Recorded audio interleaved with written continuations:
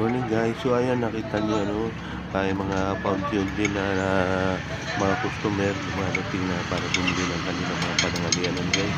Ah, para na dito sa aming take out din. Pero minsan ah, marami rin na kumakain kami sa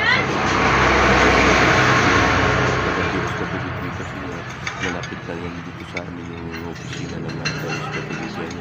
So mas prefer nila dito sa amin kasi nga mura yung pagkain tapos masarap. Talagang binabalik-balikan nila guys. So yung importante talaga sa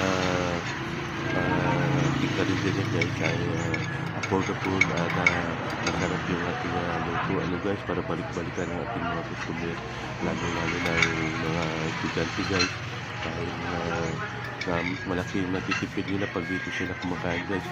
Pwede kasi dito sa aming kalahati.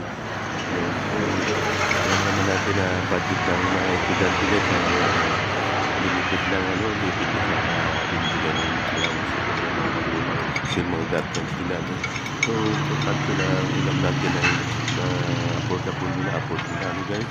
So yun isa sa mga street para balik-balikan nga yung karinderya guys. So guys, maraming salamat muli sa inyong panonood God bless po.